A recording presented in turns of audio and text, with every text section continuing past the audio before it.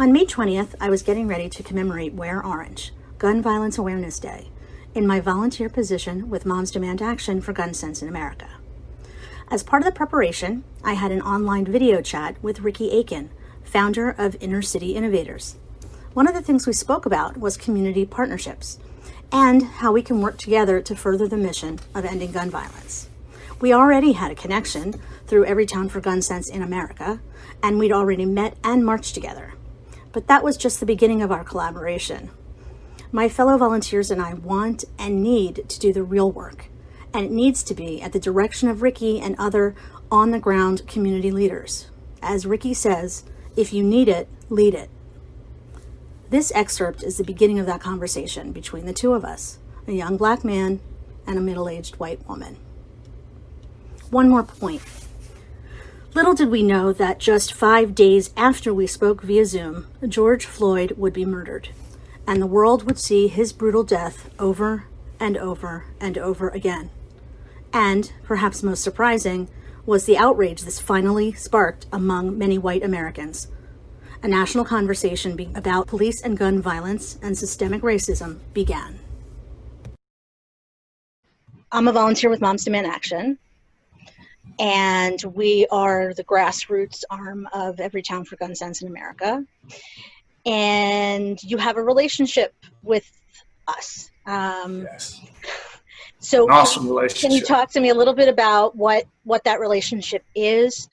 And then what can we, the mothers and others who are part of Moms Demand Action, particularly because we're in this, we're right next door to each other.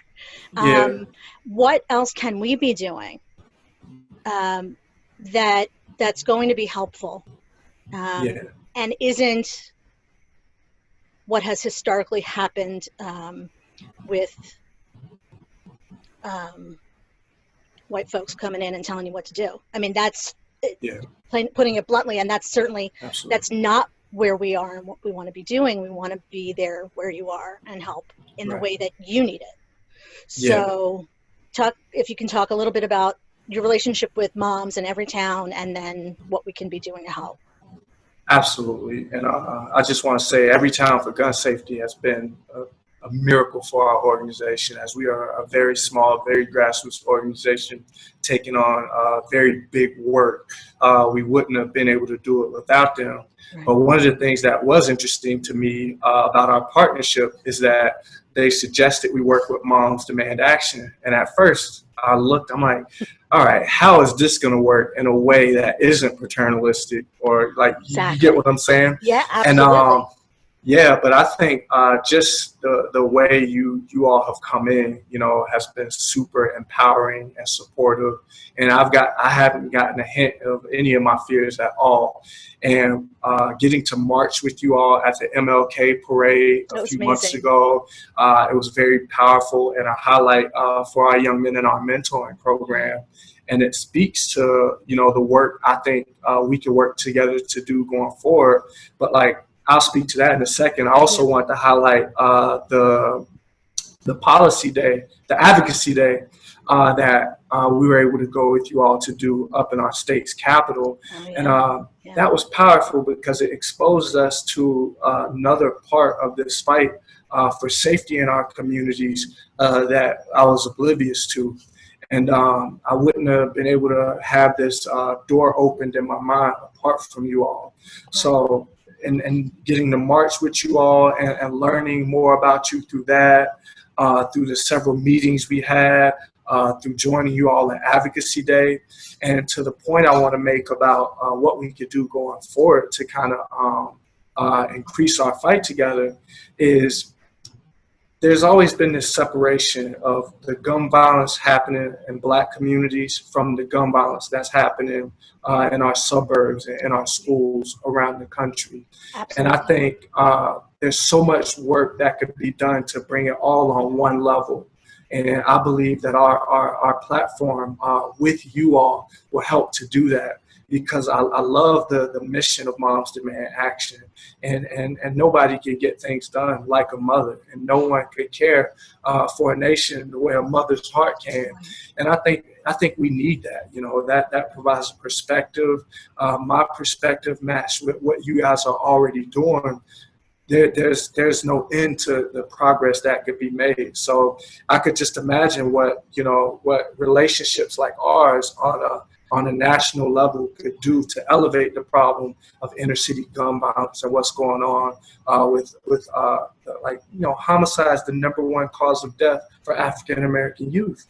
And it's you can combine 2 through 9 and the number one homicide would still be in the lead most likely, and I think that's a travesty, and we know that our racial legacy in this country has played a part, and I don't think there's no more of a better way to help end this than us coming together to acknowledging that this problem exists and elevating it to the same level as we do when we hear about shootings in other areas. So, that we like, this is new, there is no game plan. So I look forward to exploring what that looks like, so I'm sorry if I don't have an answer of concrete steps we can take, but I definitely look forward to working with you to create the playbook. Right. And I am not necessarily looking for anything concrete, right now. Just that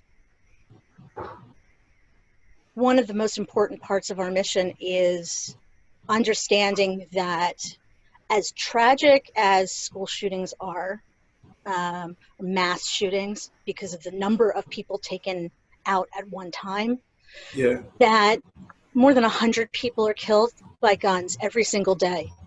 And that is predominantly happening in communities of color.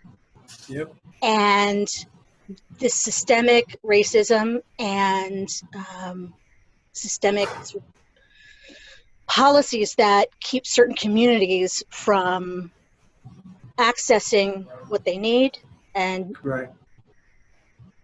that's something that we're fighting against. I'm glad that you are seeing us being able to, as you said, kind of like to come together in that way, and that we can lend our privilege and our voice to you and your mentees, and you are teaching us a great amount with just by sharing with us what you are doing. And we only move forward when we put on our coats of empathy, and we recognize like that could have been me, and if that was me, how awesome would it be to have someone on the other side advocating and doing everything they could to improve access for me to engage a better life. Absolutely. Thank you so much. Thank you all for everything you're doing to elevate this discussion and bring awareness to it. Thank you. Is there anything before we end that I haven't asked you, or that you think is important that we share with whomever sees this conversation?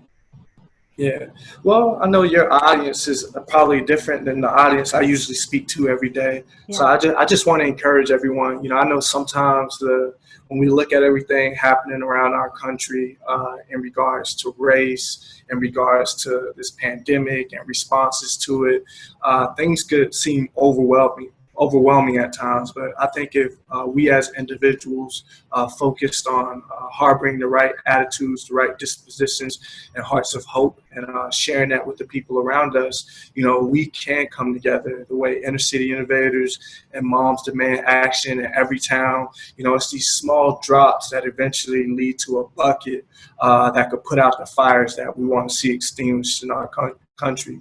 So I just want to encourage people, to start within, to light that flame of passion, and one day we will see the change we want to see. We will. I believe it, and I certainly believe it speaking with you. Ricky, thank you so very much. I appreciate it. I know that your time is limited, and I really appreciate you taking the time to sit with me and talk. It means a lot. Thank you. Thank you and your entire team for this opportunity. I'm always humbled to share my story and to share what we're doing. So I'm extremely grateful. Thank you again. Thanks, Ricky. All right.